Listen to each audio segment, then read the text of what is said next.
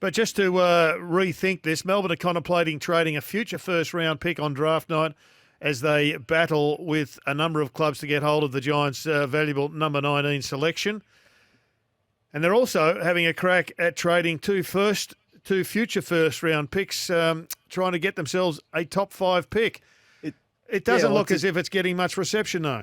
No, it doesn't. Everyone's too scared to do these trades. I think they're going to get burnt by it. But it's a good extra element to it, of course.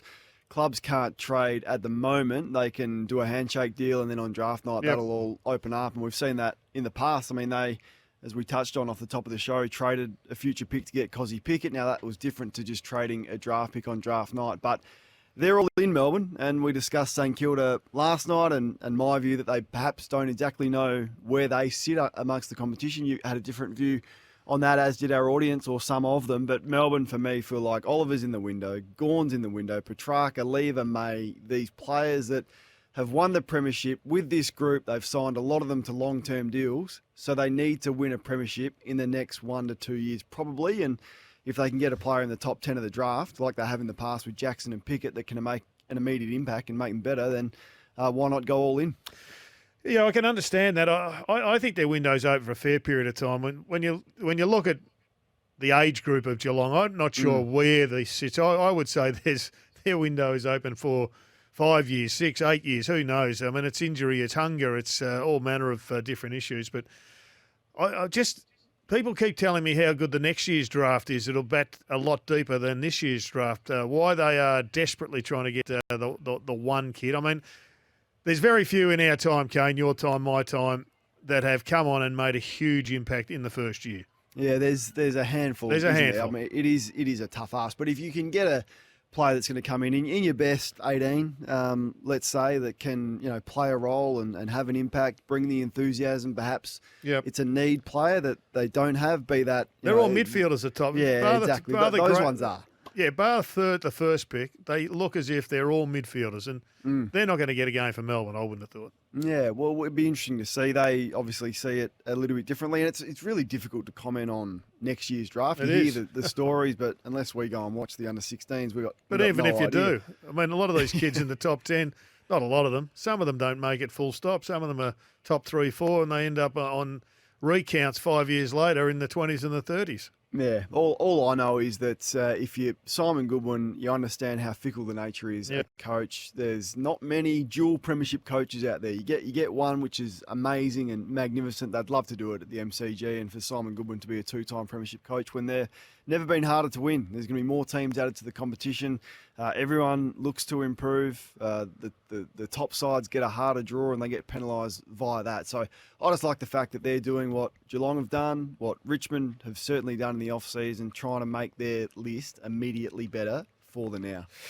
And you've taken up the co-host seat second night tonight, but does it look to me as if it could well be an early finish for you, because the AFL has opened up applications for the GM of the footy industry, GM of the AFL. It's been opened up to the whole footy industry, which includes people recently out of the game like yourself that have just been warming the chair in the media. Your duties next year, Kane, if you take up the offer, are AFL and AFLW, talent pathways, laws of the game, match review, list management, movement systems.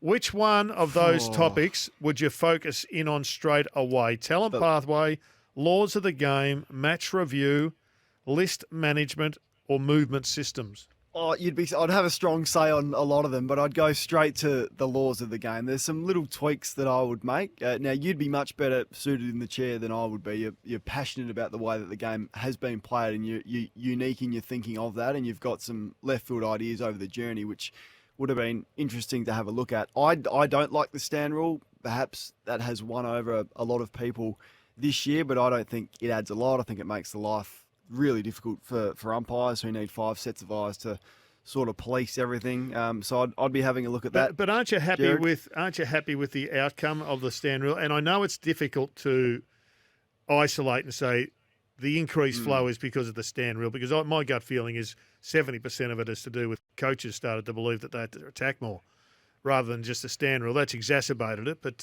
outside of that, I mean, I'm not a huge fan of the stand rule, particularly inside of the forward 50. but I like what it's contributed. So I'm happier with the outcome rather than the rule.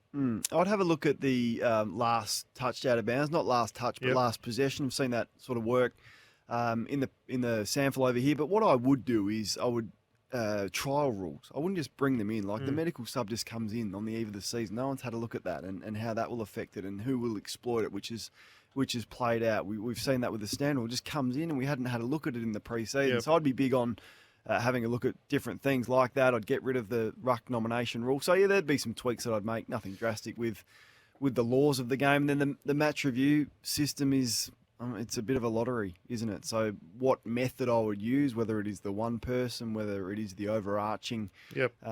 view of the AFL, who have a significant impact on the say of suspensions, but I'd certainly have a look at that. I'd go revolutionary and bring in a rule called, I don't know what we'll call it. Let's say we'll call it push in the back. Because the push in the back rule has died. And I take you to one that we both disagreed on, and that is Papley's push in the back in the final. It was a clear push in the back. I know you argued against it.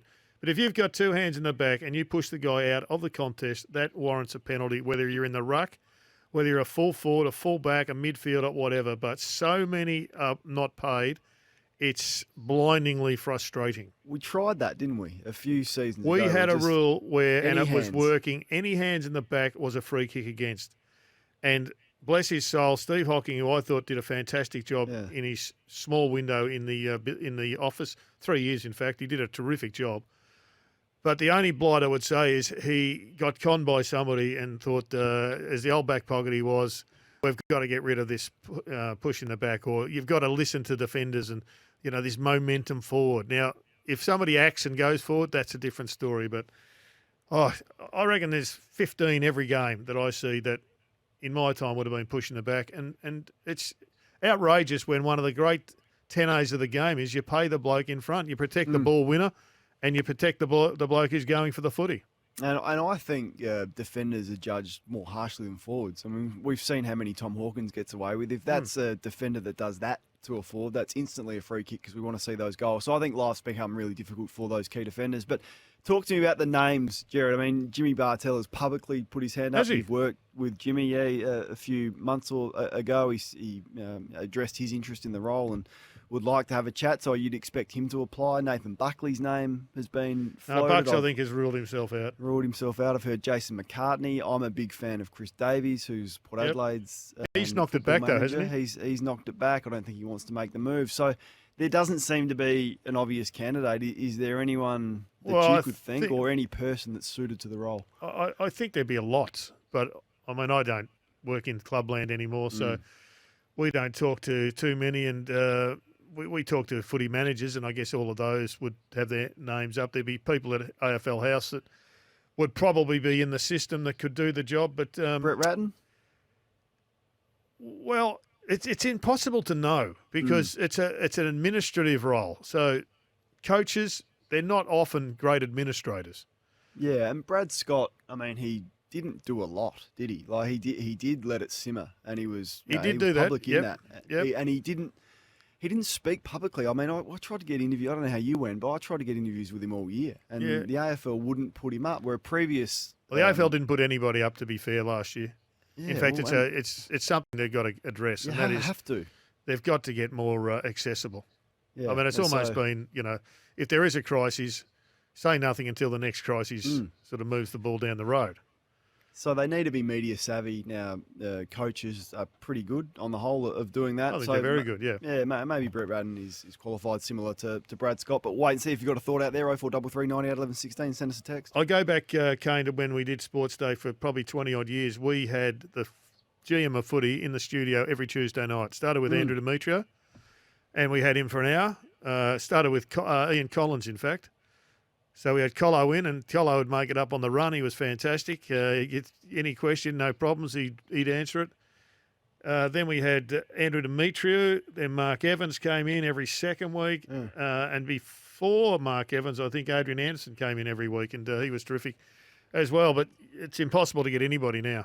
Yeah, and Stephen Hocking was more accessible than what Brad Scott was, so hopefully that's a change from AFL House.